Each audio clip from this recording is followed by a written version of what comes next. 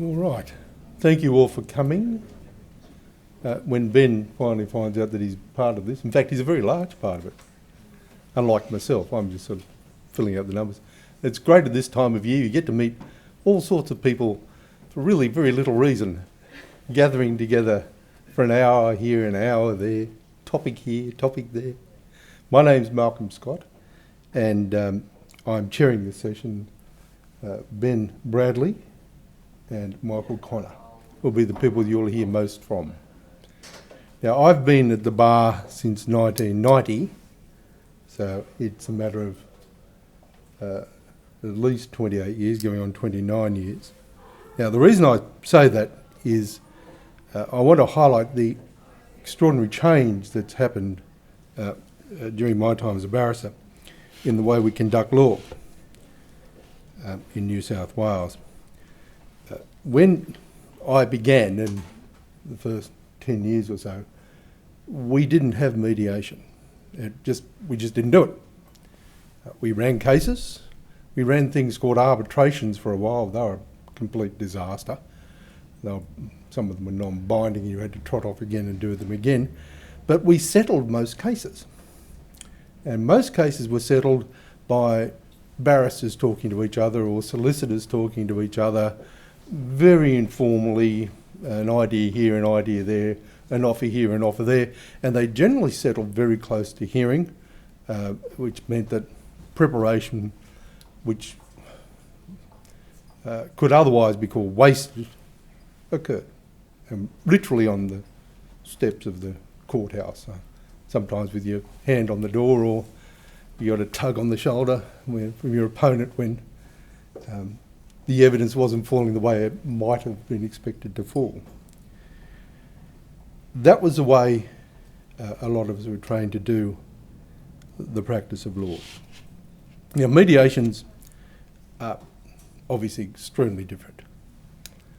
And the enormous change is that very few people in this room are in fact running cases before judges. Most of you are now running cases at mediation. Now, that has a number of effects. One of them is that you are now looking to prepare cases for mediation, not necessarily for hearing. Now, mediation has a number of very distinct features from trial, which are the ones that strike me the most of these. The first is that you have a face-to-face contact with your opponent's client. There's a big number of rules about not doing that if you're running a trial. The second one is that you are able to put to your opponent's client your opinion of your opponent's client's case to that person. And further, you're able to tell that person why your case is so good and why you're bound to win, and they really should fall down and run out of the room right now to save them waiting. Now, the third one is that evidence in mediation isn't tested. We get piles of expert reports, but they're not tested. Nobody has that expert in the box saying, well, hold on, when you look at your first report, it said something completely different before you got the opponent's report, which meant, oh, I might have made a mistake, and then you've changed your mind. None of that's tested. And particularly what isn't tested are witness statements. We have evidence which is in its raw form. We've got statements that haven't been gone through, we haven't struck out hearsay, we haven't found the ramblings of some person's opinion perhaps are not necessarily admissible. Inadmissible evidence is given a weight to and given effect to during a mediation. Now, that's also a very different thing. Now, these features of really running your case at mediation created a temptation in two ways, I find. One is a temptation to oversell and overstate your client's case. And the second one is there is and the corollary being, there is a temptation to over-criticise and diminish your opponent's client's case. Of course, we are lawyers and we are naturally competitive and aggressive, otherwise you don't really survive in the practice of law for very long.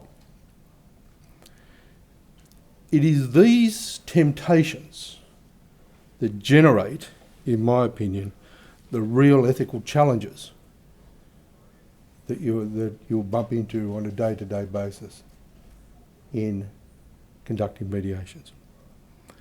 Now, fortunately, you're not going to hear too much more from me.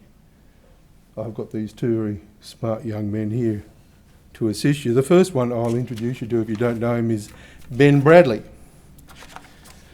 Now, Ben's been at the bar since 2006, and even though he had the misfortune of reading with me, he still managed to get a very good career going. He's has a very diverse practice. He's extraordinarily busy. If anybody ever met Ben, you'll know this. He's got involvement in building disputes involving energy plants in South America.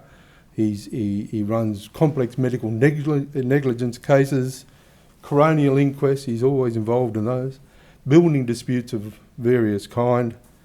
And he's been named, he tells me, as in Doyle's Guide recently, as a leading insurance junior. And just to make sure that he has a bit to do, he's now got 4 children. Keeps him off the streets.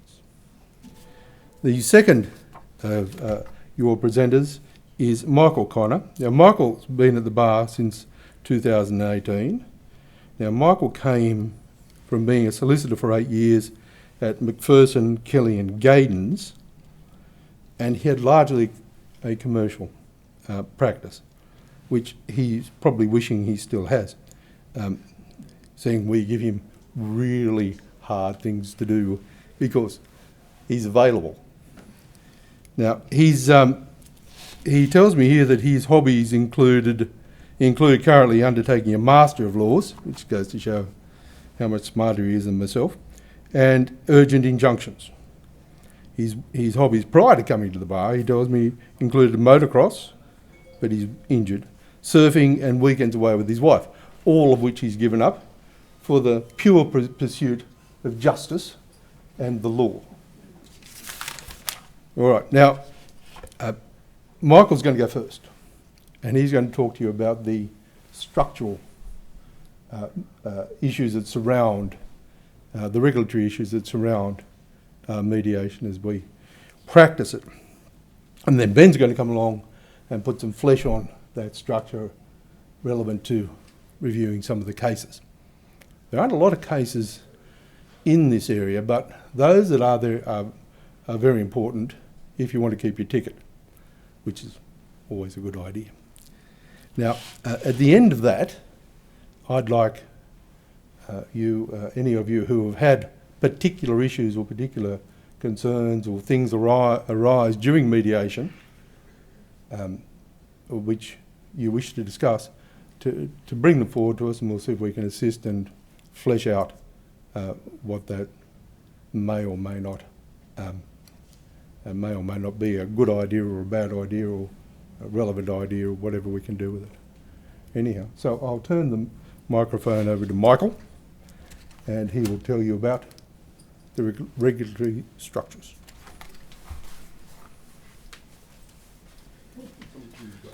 Thanks for that introduction, Malcolm, and thank you everyone for coming. I'll talk about 3 broad issues this evening.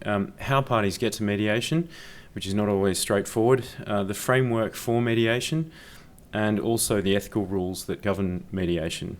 Ben has the more interesting task of talking about some of the highlights in the cases where people got it wrong. So there's 2 main ways that you'll end up in mediation. One is by agreement, the other is because of an order of the court. So most commercial agreements these days will have a relevant ADR clause and also the attendant clauses in terms of a contractual obligation to mediate in good faith, and then also relevant clauses in respect of confidentiality. In terms of court-ordered mediation, the various jurisdictions have different requirements. Section 53A of the Federal Court of Australia Act says that the court may refer proceedings to mediation. Section 26 of the Civil Procedure Act in New South Wales, that's quite similar, and that can be done by way of court-appointed mediator or private mediator. Section 27, the parties must participate in good faith. Now, I've tried to find cases on this point and whether or not an obligation to mediate in good faith is enforceable, and I haven't been able to find one. There's a matter of Rajski and another, and Tectron Corporation, and the judge simply left it unanswered and said, well, not quite sure whether we can enforce those obligations given issues of privilege at mediation. And that ties in with sections 30 and 31 of the Civil Procedure Act about privilege at mediations. In terms of the framework of mediations, sections 56 to 60 of the Civil Procedure Act are key because that's what drives particularly courts ordering parties to go to mediation. So it's really to facilitate the just, quick and cheap determination of proceedings. And under section 56, subsection 3, parties are under a duty to assist the court to further that overriding purpose. Now, one key consideration is section 60 when courts are thinking about this in terms of the proportionality of the costs. If it's a simple matter and the issues in the dispute are considered to be not quite as important to the parties, the court will more likely than not order mediation. Practice notes are also a good starting place if you're looking at proceedings that have already commenced or you're thinking about commencing proceedings. Some practice notes require you, prior to commencing proceedings in that list, to consider mediation. So, for example, SCEQ3 in the commercial list and the technology and construction lists, prior to commencing proceedings in those lists, and also as part of preparing your list statement and response, you are required to outline attempts at mediation and also your party's willingness to mediate. You've also got SCEQ4 in the corporations list, and if you've ever gone up before Justice Black, you'll know that you'll be asked whether or not attempts have been made or whether or not you're willing to go to mediation. There's a similar thrust under the general list practice note in the district court, and also FC CPN 1 being the general case management practice note under the new regime in the federal court. And there's an option that the federal court judges can refer parties to mediation by registrar of the court. So if you haven't already appreciated, there's quite a strong push by the courts and their practice to refer parties to mediation. In terms of the ethical rules that we face as lawyers in mediation, there's the solicitor's conduct rules and there's the barrister's conduct rules. They're almost aligned in a sense, but there's some key differences.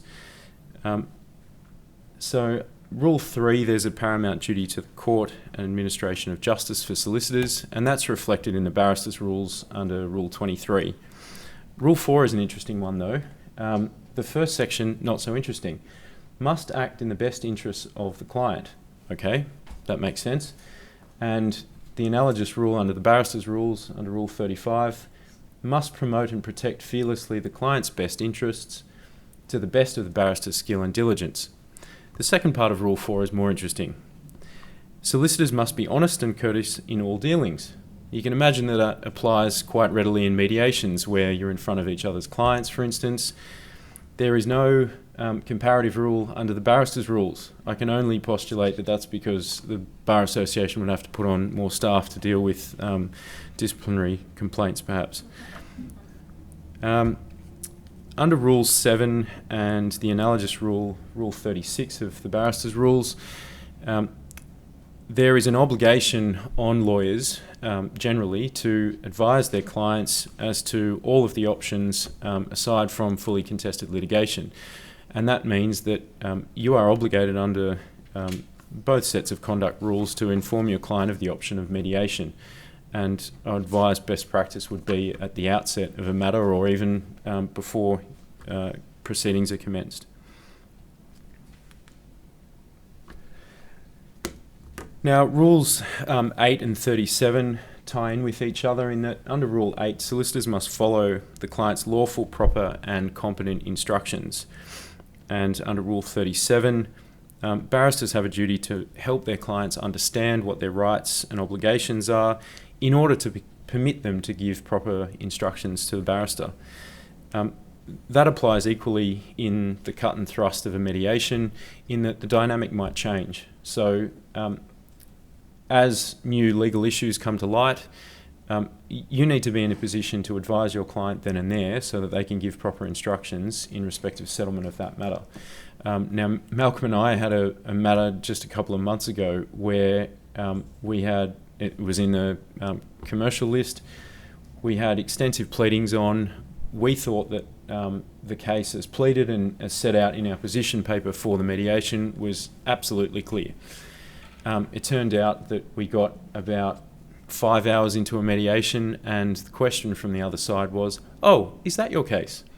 And it changed the nature of the dispute by a factor of 2 in terms of the damages.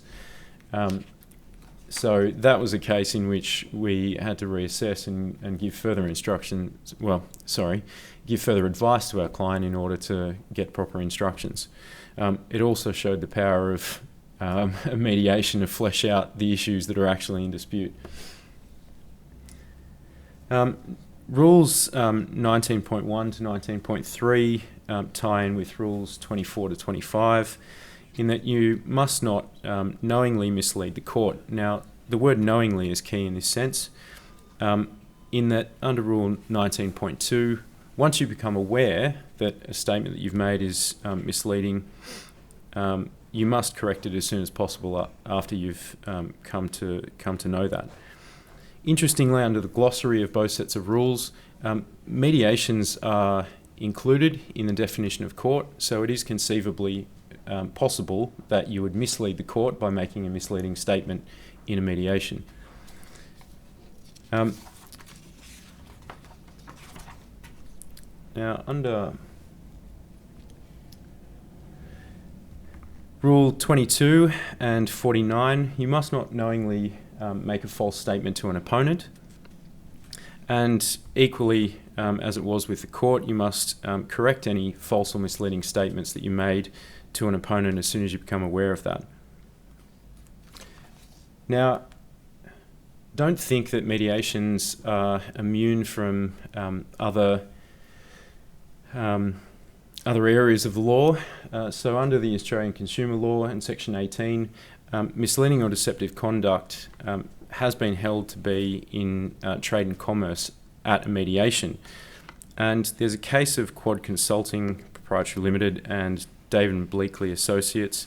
The court made that absolutely clear, albeit in respect of Section 52, saying that the rules apply clearly to mediations. Now, under the Solicitor's Conduct Rules and Rule 30, you mustn't take unfair advantage of an error that another solicitor or party has made. There isn't an analogous barrister's rule for that, but I'd suggest that best practice is, if there is a clear mistake made by your opponent, maybe have a quiet word with them in the mediation.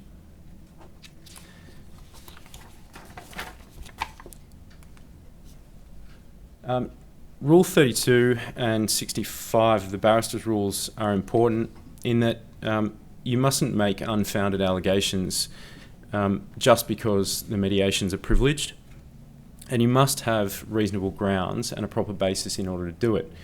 Now, recently, and it was actually at the same mediation, we had a quite senior member of the bar make an allegation at that mediation about the strength of our case.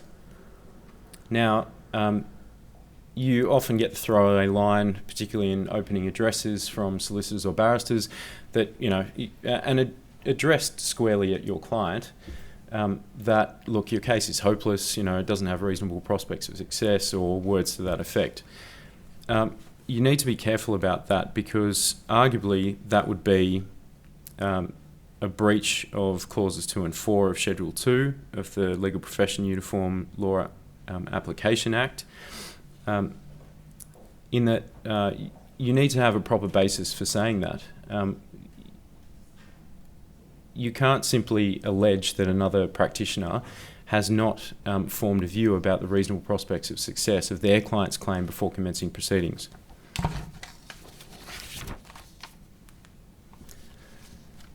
So Rule 33, you mustn't deal directly with another practitioner's client, although arguably in a group setting, in terms of opening addresses, or if you come back into a group setting, there is an implied consent that you can address your opponent's client. And Rules 34 and 61 tie in with your obligation not to make allegations that don't have a proper basis and principally harass or embarrass another person's client or even the practitioner. So look, that's largely the framework of the solicitors and barristers rules. I'll pass over to Ben, who's going to go through some of the more salacious cases.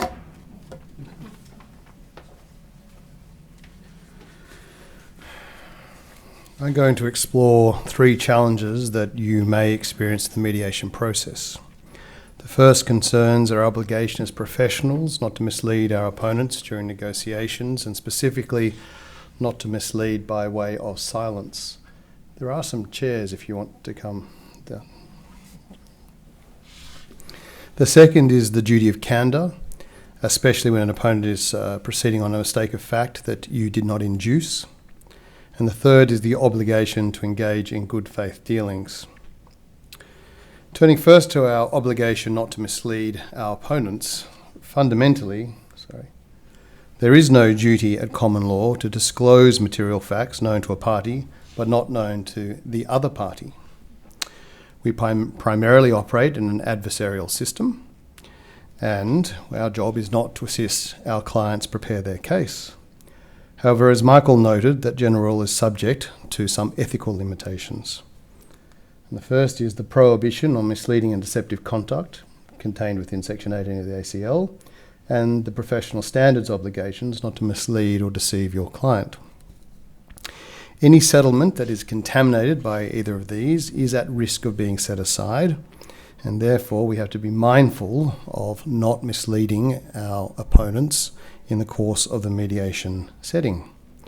One of the ethical challenges that will almost always confront a practitioner at some stage in the mediation process is whether the practitioner is obliged to disclose a material fact that will hurt their client's case. Put another way, if there's something that somebody is assuming or that you know that the others have got wrong, can you remain silent? Can silence be misleading? The most well-known case on this issue is the case of Legal Services Commissioner and Mullens. In that particular case, Mr. Mullens was a barrister who was engaged by Mr. Garrett, a solicitor, in relation to a claim for personal injury damages arising out of a motor vehicle accident. The client, Mr. White, was rendered paraplegic. It was a significant injury, and he was making a substantial claim for damages. Importantly, one of the expert reports was prepared by Dr. Davies, and Dr. Davies had assessed his reduced life expectancy consequent on the injuries he'd sustained in the order of 20%. And this life expectancy had been factored into a forensic accounting report, which they were using for the mediation process to the purposes of calculating their damages. However, shortly prior to the mediation, and when I say shortly prior to the mediation, I mean 3 days before the mediation, Mr. White disclosed that he was being treated with chemotherapy for cancer. And this was a secondary cancer, and no doubt would have had a substantial impact on his life expectancy. And when Mr. White informed his barrister, Mr. Mullens, of this fact, Mr. Mullens had to turn his mind to his ethical obligations that he confronted. And if we turn to, he was disciplined, if we turn to those proceedings, at paragraph 10, it was said, on hearing this, the respondent, Mr. Mullens, told his client that it was his preliminary view that the cancer facts had to be disclosed to Suncorp before the mediation, Suncorp being the insurer for the defendant, and that the mediation was unlikely to be adjourned, so that the insurer could investigate those issues. Afterwards, Mr. White instructed Mr. Garrett that the respondent did not wish to reveal the cancer facts unless he was legally obliged to do so, and that he wished the mediation to proceed because he wanted the claim resolved. So Mr. Mullens found himself in a scenario where he had a client who wanted the matter resolved. He was secondary cancer. There's a reason why he would want that claim resolved in short compass. He has a general obligation not to disclose all matters known to him. He doesn't have a general duty to disclose all matters. And he was 3 days out from a mediation. And Mr. Mullens, in fairness to him, was by no means cavalier. He conducted research, he spoke with senior counsel, and he prepared a 67-paragraph advice on the issue. Unfortunately, Mr. Mullens got it wrong.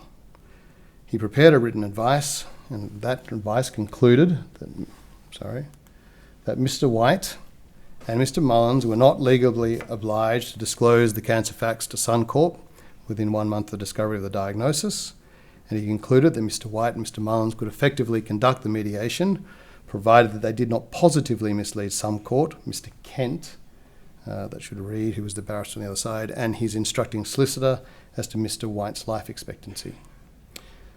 Now, while Mr. Mullens was careful at mediation not to say anything that was inconsistent with what he knew about the plaintiff's life expectancy, the difficulty was that he was relying on that forensic accounting report for the purpose of negotiating the case, and it contained a representation, based on the evidence before him, of a reduced life expectancy of only 20% secondary to paraplegia, and did not factor in the fact that his life expectancy was considerably reduced by reason of a secondary metastatic cancer.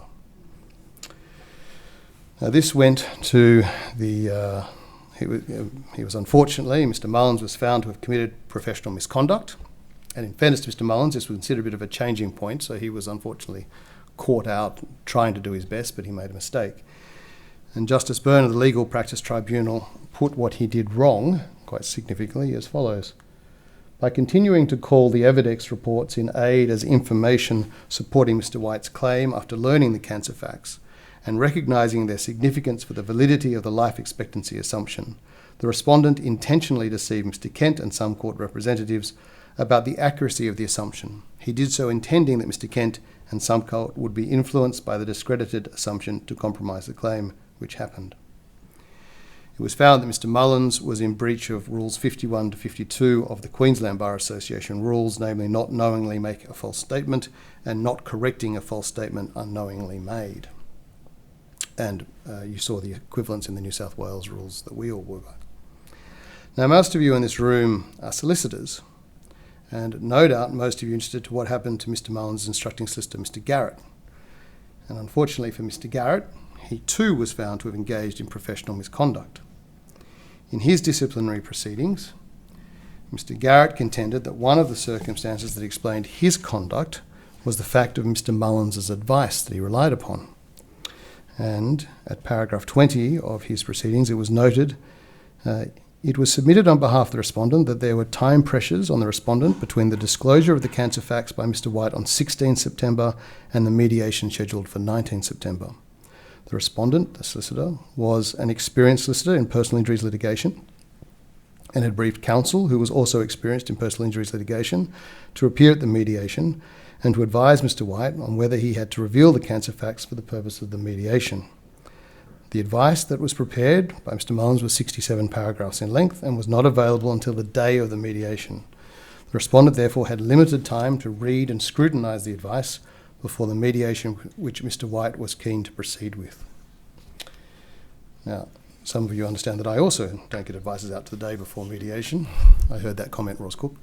But the reality is, he has his own professional obligations as a solicitor and couldn't rely on the fact that a barrister had looked at the issue. In his disciplinary proceedings, the tribunal said, notwithstanding the urgency that applied to the respondent's consideration of Mr. Mullins' advice, the advice was patently flawed and should have been apparent to the respondent. The fact that the respondent acted on the advice is an explanation for why the respondent behaved the way he did at mediation, but is not a factor that can favour the respondent in characterising the respondent's conduct at mediation. It was found that by remaining silent at mediation, and notice that the Evidex report was being considered, Mr. Garrett practised a fraudulent deception and intentionally deceived his opponents into believing facts he knew were not true. So what does this mean for practitioners preparing for a mediation?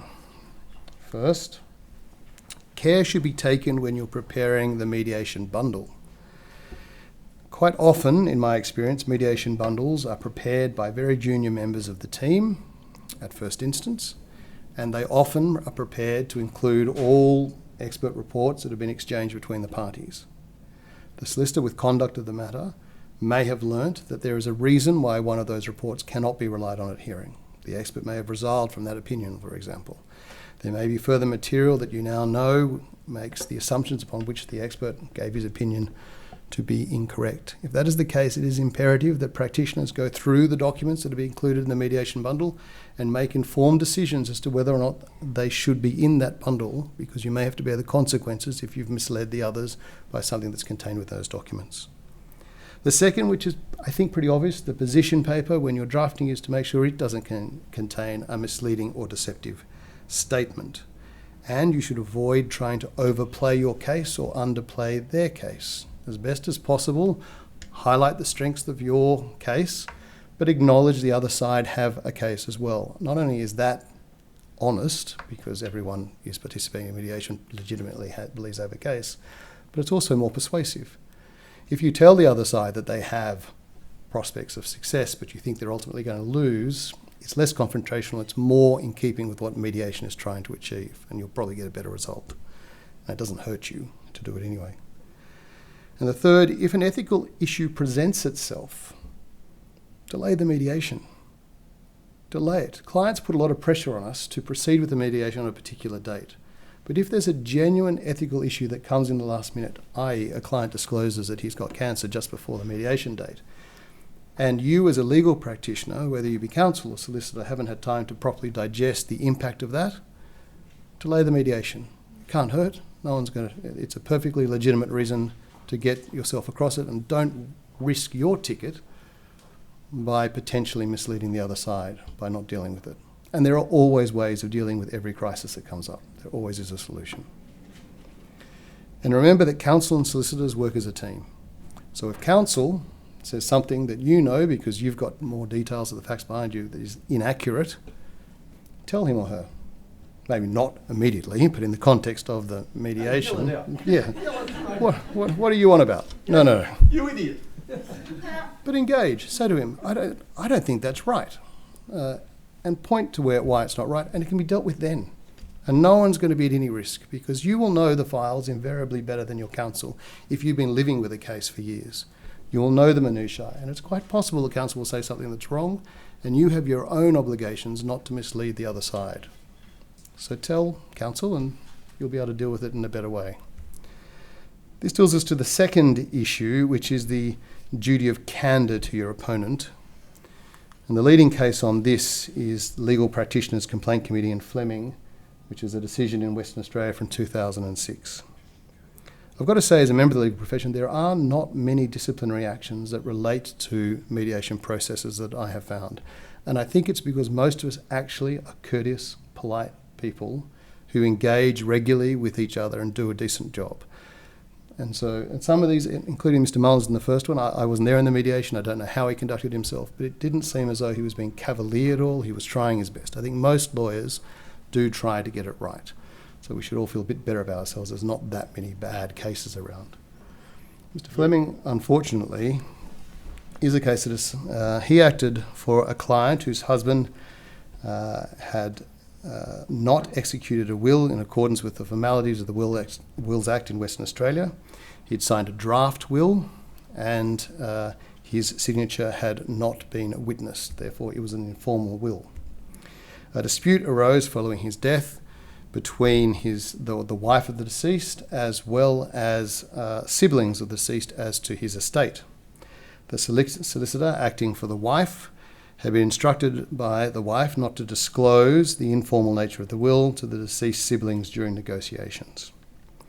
The wife was concerned if the siblings knew that it was informal that they would challenge probate.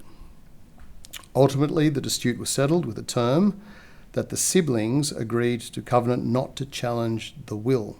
And that's how he described the will, but of course it was an informal will.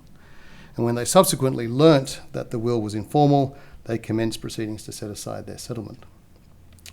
The tribunal in that case noted that this is not a case where the opposing party acted under a misapprehension to which the practitioner had not contributed, but which he subsequently took advantage of. Neither is it a case where the subject of the validity of the informal will was not affirmatively raised by the practitioner. Rather, the practitioner, on instructions, was the moving force in the other side's misconception pursued by the practitioner to obtain a material advantage for the practitioner's client. They found that the solicitor had engaged in dishonest and unfair conduct by proceeding with negotiations on the basis that the existence of a valid will, which he knew was not the case. The tribunal went on to say the conduct of a practitioner might be regarded as misleading because an affirmative statement is made in circumstances which required some qualification. In this context, misleading and unprofessional conduct might also be made out where a practitioner states a partial truth, or in the context of making a statement of facts omits relevant information. It might extend to statements which are literally true, but where a qualification is called for, or where a statement initially true becomes false in the course of negotiations. The tribunal went on, and in some circumstances, the duty to not bring the legal profession into disrepute and fairness to an opponent may require that the practitioner draw attention to a particular matter, even where the opponent's misapprehension is not induced by that practitioner. If you pause on those last words, they are significant, even where the opponent's misapprehension is not induced by that practitioner. So, in that matter, the solicitor was engaged in partial truth. There was a will, as he claimed, but it was an informal will, which is a material matter that should have been disclosed. But in some matters, your opponent will have made a mistake. It'll become patently obvious when you're in the negotiation process that they have made an error. And the question then becomes, what is your obligation to correct that error? In some sense, this is what the committee said, in this regard, the tribunal noted that practitioners engaged in the mediation process, in some sense, gives up his adversarial role in favour of a negotiating role. In that cooperative role, it is important that practitioners may be relied upon by the other party and his advisers to act honestly and fairly in seeking a reasonable resolution of the dispute. If everything that a practitioner says in negotiations must be checked and verified, many of the benefits and efficiencies of a settlement will be lost or compromised. And there is no doubt that the duty of candor extends to the mediation process, and practitioners must ensure that they do not make misleading statements, or if it is apparent that an opponent is relying on misleading information, they may need to correct that error. In Chamberlain and the Law Society of the Australian Capital Territory on that latter aspect, they said the following. Paragraph 20.2 does not therefore rule out that in appropriate cases advantage can be taken of a procedural mistake or oversight that may involve the other practitioner's client in unnecessary expense or delay. But it does speak against a practitioner doing or saying anything that may have those consequences, and it speaks without qualification against that conduct. To induce or foster such a mistake would be detrimental to a relationship characterised by courtesy and fairness that ought to exist between members of the legal profession.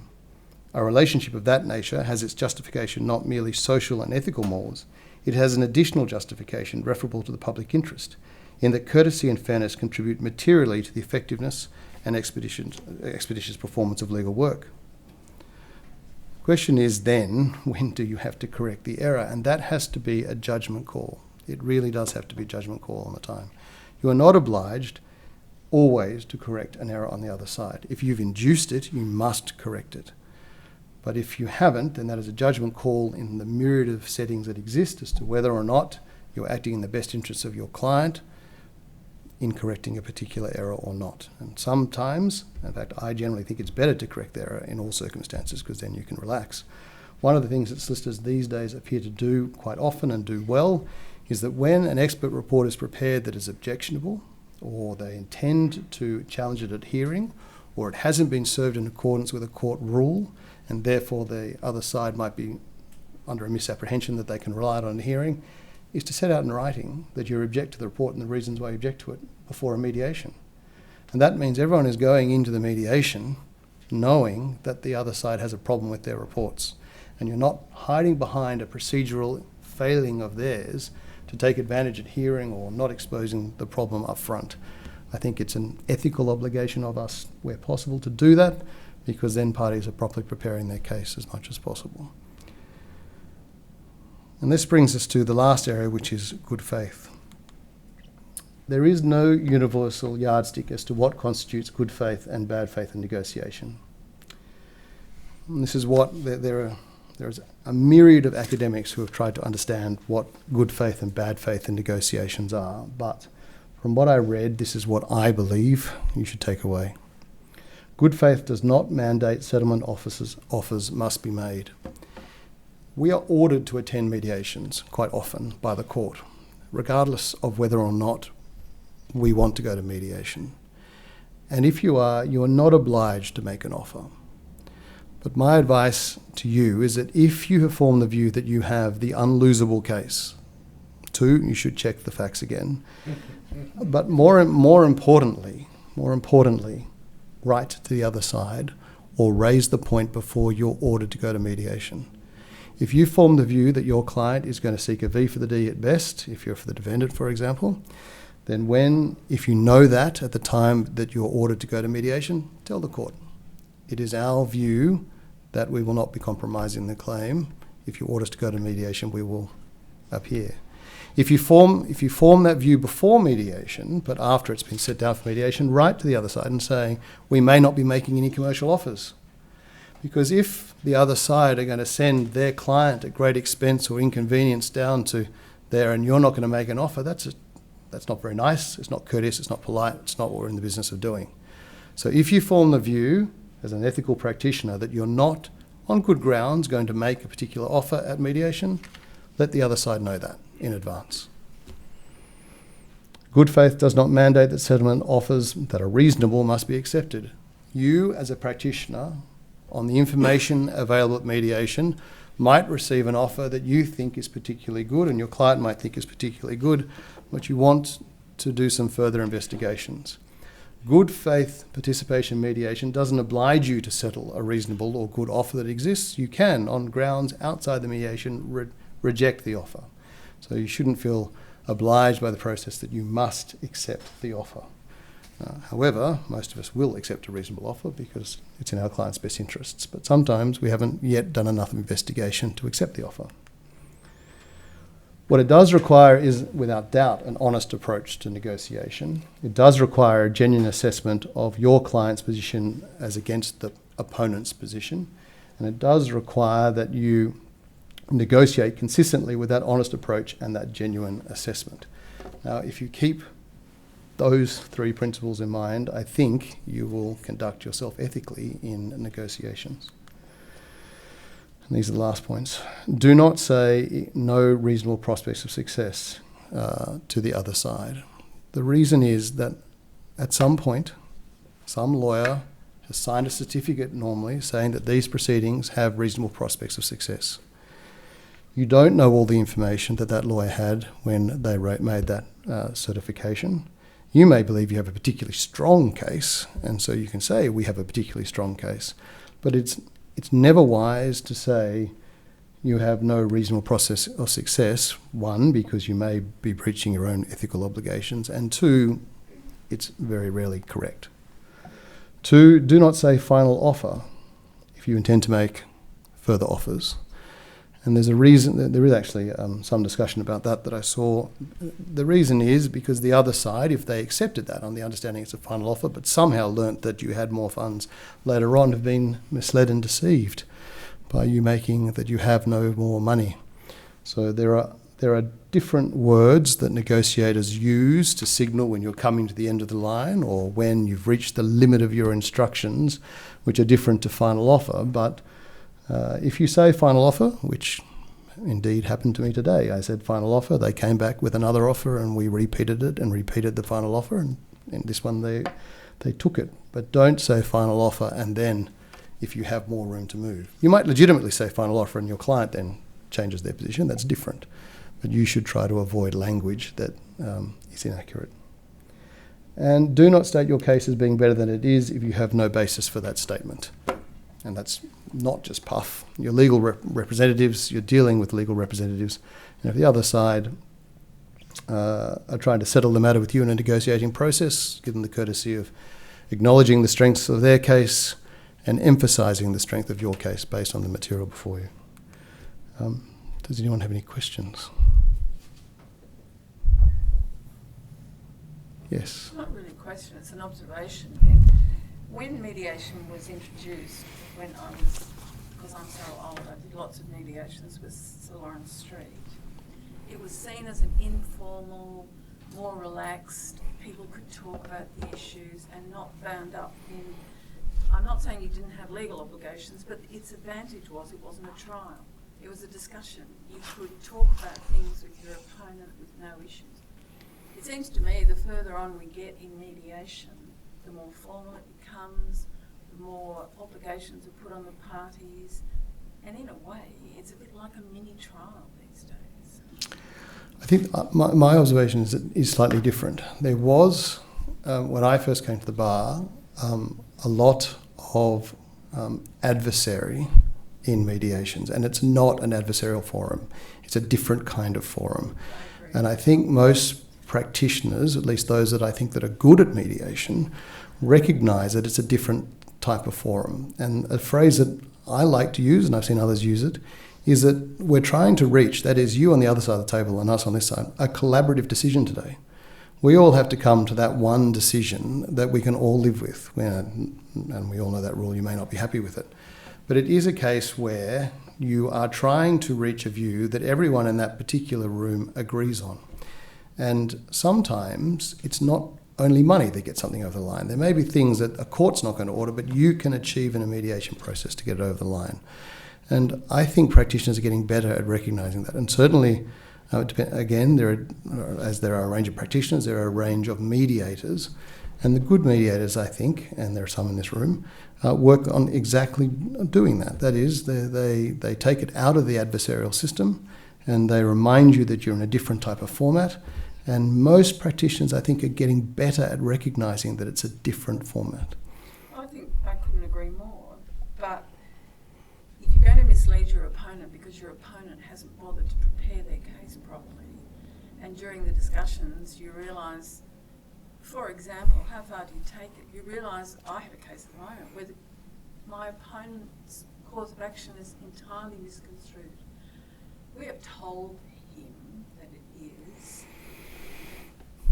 I don't feel any obligation when I go to mediation to, the kicker is there probably is a good cause of action there. It's not pleaded, it's not covered by expert reports, there is nothing there. Am I misleading him by saying, oh, well, you've sued on this bit, but really if you've read the clinical records properly, you should have sued for this? No. And I would never do that. But I would tell him that their case is why I think their case in a mediation. I'll tell them why their case is hopeless, but I'm not going to tell them, by the way, if you do this, we'll be admitting breach. And again, we have. It's difficult as lawyers. We have competing obligations. We have an ultimate obligation to the court, but we have obligations to our client and to our opponent. And it's not easy. I mean, they're not easy obligations. In particular settings, they can be a difficult obligation to get right. But that isn't a mistake. That's going down the wrong path and pleading the wrong case. You're not obliged, we're never going to be obliged to give free advice to our opponent as to how to make their case better. It's a difficult forensic decision though, because they don't have counsel involved at this stage. And of course, they won't have counsel at the mediation, I don't know why. But ultimately I believe that there is a case there is a case there, and counsel won't do it. So at the mediation, am I going to offer money for a case that there's no legals and no expert?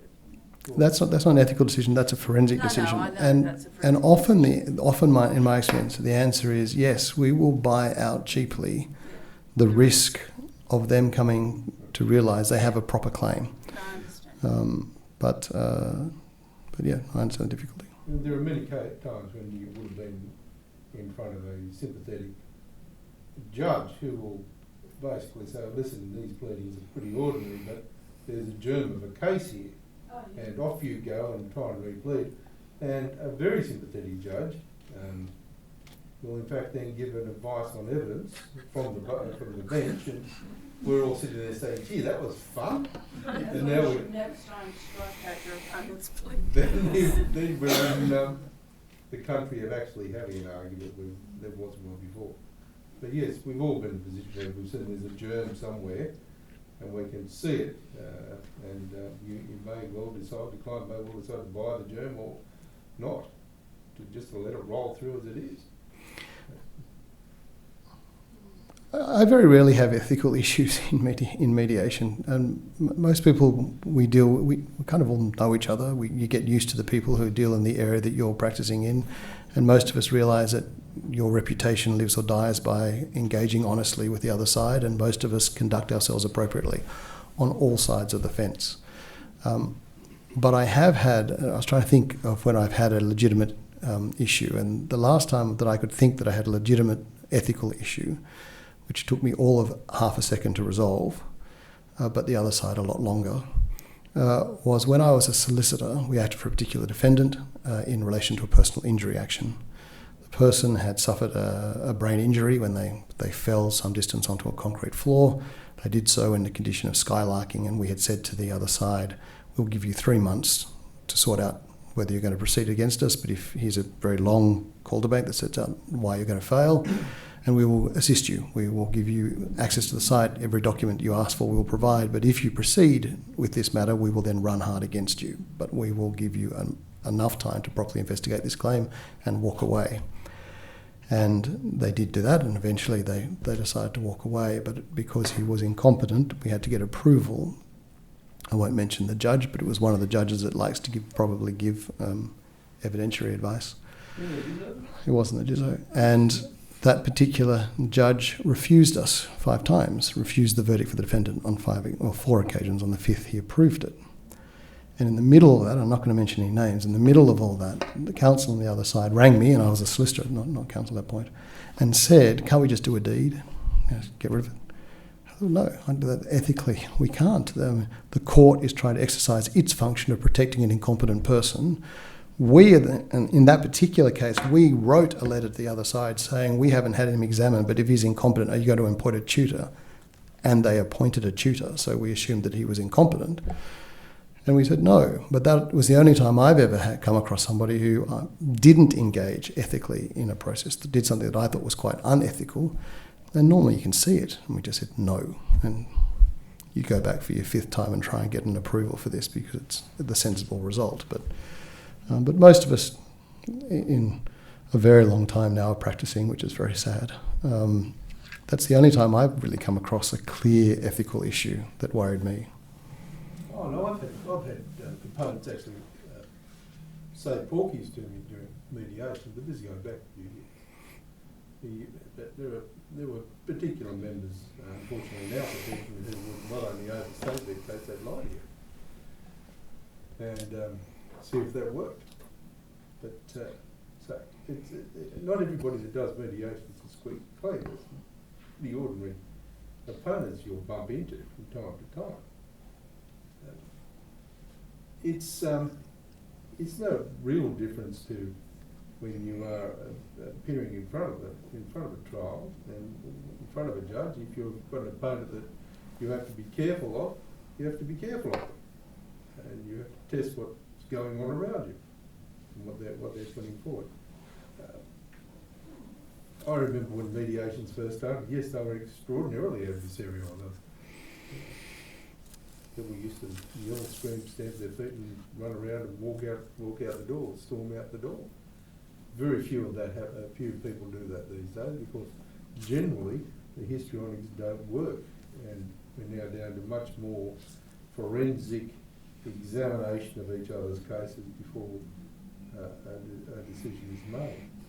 But it hasn't always been smooth sailing, and there are reasons why the ethical rules have changed over the years to start picking up mediations more and more.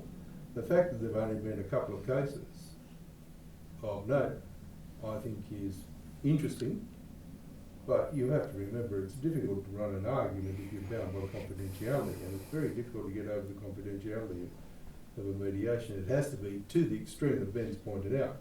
You've actually had a settlement on a particular basis, and that basis is wrong. It is based upon something that has been said which is wrong, before you're really going to have a chance to do it. So, yes, it's not an easy path. It's always going to be a matter of making sure that your opponents. Ben deals with the same opponents many times in and out, and therefore you get to a bit of a rapport and you can tell who you're going to do. But I'm found that when I'm going into new territory and I end up in front of new opponents in different areas of law, commercial, for example, the people in commercial are very different to those people who are doing medical negligence cases day in, day out. And they're again very different to the people who do. If you want to see people having a good go in a mediation, go to a Family Provision Act matter, where you've got members of the same family refusing to sit in the room with each other. They're throwing things. Literally, I had one where they actually picked up a book and she threw it at a sister. I happened to be sitting beside the sister, so it became a matter of some concern to me. But it is still can be a very raw issue of people putting forward their fixed positions and moving them from a fixed position into one of hopefully that everybody can live with and walk out the door.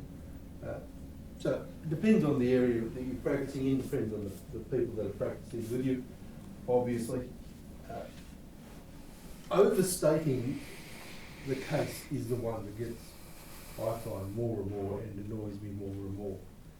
And being told that you have got a hopeless case, no prospects of success whatsoever, is in fact saying, as the regulation says, it used to be a rule, but now it's a regulation under the Uniform Legal Profession Amendment, Application Act, says that if you continue to provide, as a practitioner, if you continue to provide legal services to someone where you have formed the opinion that there is no reasonable prospect of success, then you are engaged, or may well be engaged, in professional misconduct.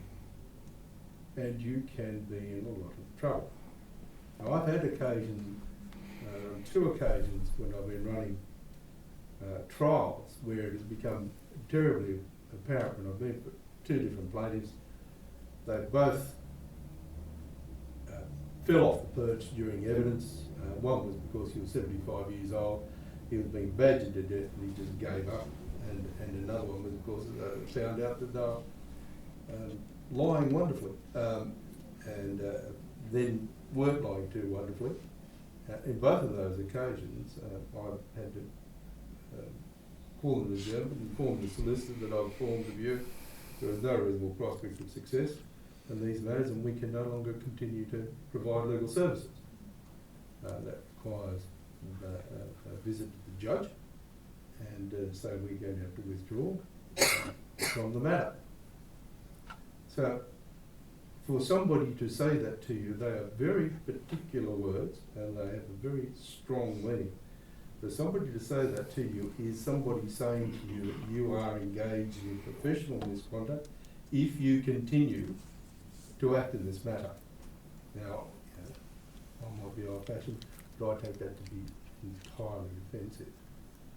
And it is not, I think, an ethically defensible position to take. So overselling your case, or your opponent overselling your case, I think is the biggest bugbear I have in this area. Yeah. That's my rant. There are ways of communicating it without saying those words. Got one. I had a mediation, and I'm giving the spiel as a mediator about, you know, the parties are hopefully here not to get what they want, but what you can live with. Defendant counsel gave a very strong opening that plaintiff's case was absolutely hopeless along the lines of what you've just been saying. And the only offer that was made was verdict for the defendant, each party pay their own costs. But the defendant's solicitor, who was a partner of the firm, just as experienced as counsel almost, told me that he'd actually given advice to the client that you should settle the case, that it wasn't, you know, that there was risk and that you should make an offer. So you've got the solicitor's advice that seems to be in conflict with his own counsel. So not the only offer that was made at that mediation was verdict for the defendant, each party paid their own costs. Obviously, it doesn't matter what advice solicitors or barristers give, it's the client that will be giving the instructions, and the client may have preferred the advice of counsel over the advice of solicitors, and sometimes it's the other way around. Solicitors and barristers, I think, work as a team, so I'm surprised that that scenario developed in your case, but that's another matter. There's nothing wrong with giving a strong opening if it's required, as long as you don't say something that is potentially could create ethical problems for the solicitor or the barrister who's on the other side, who's acting for somebody and obviously thinks they have reasonable prospects of success.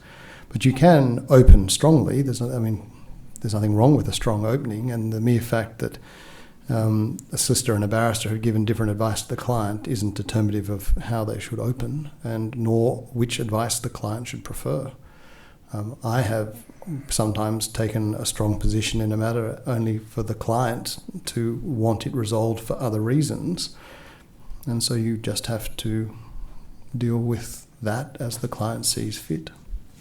Yeah, I think there's a reason why there's no formulation of what it actually means to attend in good faith, because that would cause all sorts of problems. I mean, how do you define that, let alone apply it?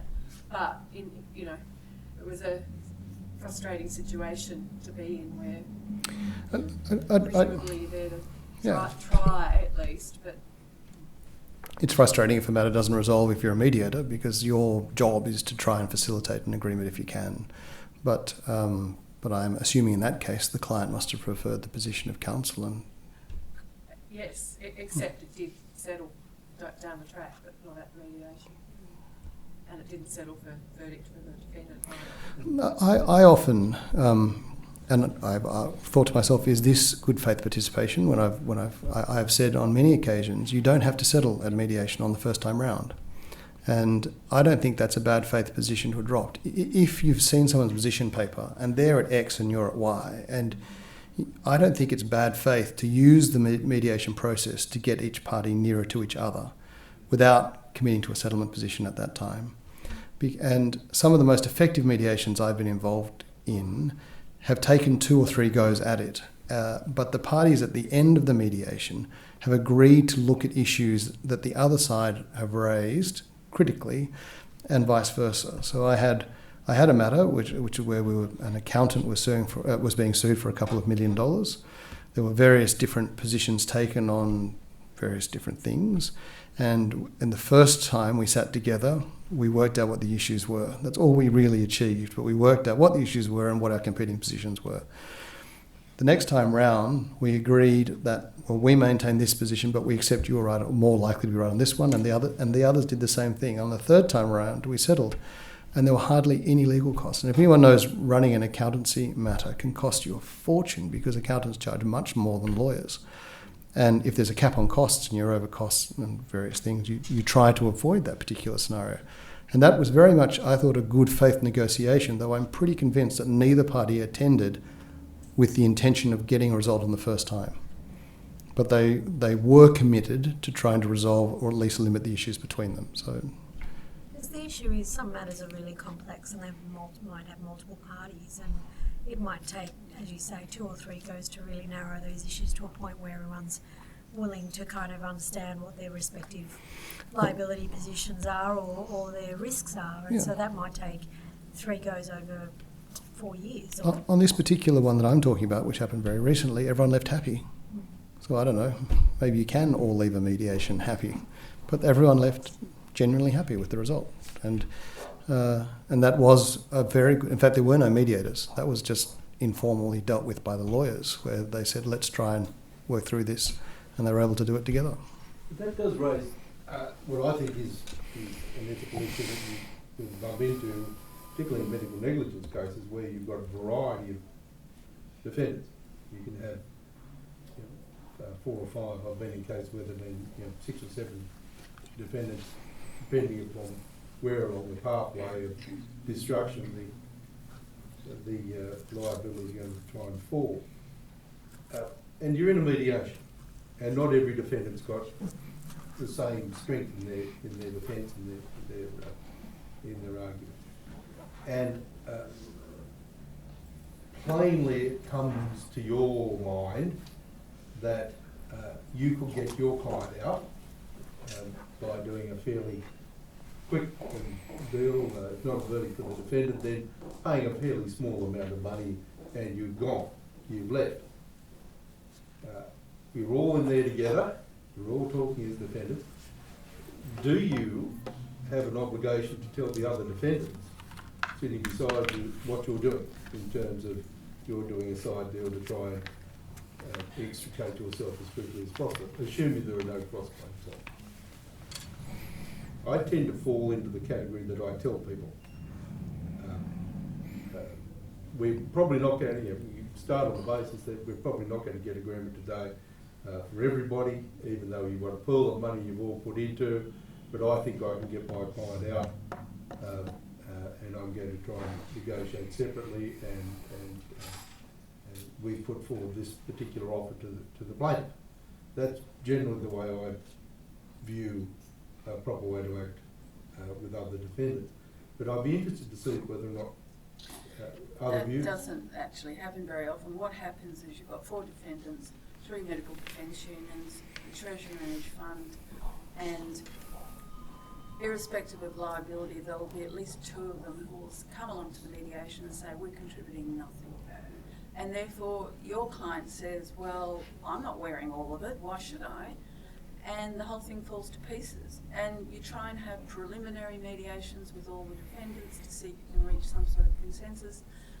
There is no doubt within medical negligence, there are differing attitudes with regard to mediation and settlement amongst the major players. And it's very difficult.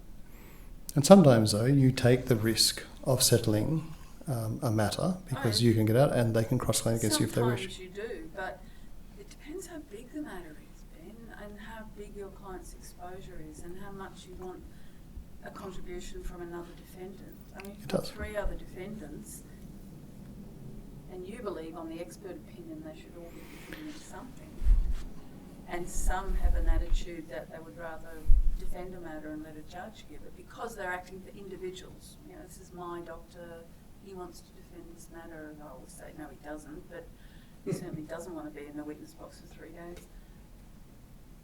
But mediation is not really designed very well to deal with multiple parties with different interests. No, and I've had a few very difficult recently medical negligence cases where you've had 5 defendants and most of the major insurers in one way or the other are involved, and some insurers take different attitudes to others. And on an ethical issue, I think that if the defendants if there's that many parties, ethically, I think the defendants, who generally know each other in that area, should have their own conference before mediation. It is nothing worse than turning up to a mediation and the defendants dominate the time because they can't put it off to the plaintiff. I actually think, given that we have just quick chip obligations, that if you have if you have sophisticated defendants who work with each other all the time, they, as lawyers, we should be getting them together, and normally we do, in my experience, get them together to try and reach a position or a way forward so that when the plaintiff comes, the unsophisticated litigant comes into the mix, they don't sit there all day wondering what's going on, because I think ethically that's not fair to them. And again, that may be a case where you do delay a mediation if the defendants have attempted to see how they're going to approach it. They've had some movement, but they need a bit more time. That's not, I don't think, an unreasonable thing then to say to the plaintiff, I think we should delay this a bit further because we need more time. I think that's fair enough. But I mean, the other problem is the non-defendant defendant. I mean, Yes. it's very common in medical negligence matters that the VMO surgeon is not sued on the basis of the non-delegable duty of the hospital. He's sitting there because we've dragged his lawyers there to the first meeting, but they take the attitude to the defence unions, we're not sued, we're not contributing. Well, but when the plaintiff's involved and they've got a non-delegable duty, that they don't really care about the VMO, Well, so that's an right. internal thing to be dealt with by the defendants, I think. But it is, you do an obligation to your opponent in the sense of the plaintiff, not to... in fact, I had one in this room not long ago where I was for a plaintiff, which is quite rare for me, but it was, and we had multiple defendants. I can't remember how many. It was a whole room full of them. And that was a really good mediation. The defendants did not have an agreed position beforehand, but they did work in good faith. There wasn't much delay. We were all moving, and we got a good result in a very complicated case. So, I'm saying it doesn't happen. It does happen sometimes. yeah, as I think most times it does work. And I had another one with people in this room where we had multiple defendant conferences to try and get to a position, and we got there in the end. But the ethical issue may be, is it fair to the plaintiff to not have attempted that before the plaintiff arrives? And I think ethically, if you're for defendants who know each other, it's different if they don't know each other, but know each other, you should probably try and make that process fair on the plaintiff by meeting and resolving your issues first. And if you can't, you can always involve a mediator, or there are other ways of dealing with that. Now, if anyone else has any other questions, you're more than welcome to raise them, but there's red wine over there. So rather than sit here longer, I'm going to have a red wine and we can deal with it more informally. Thank you.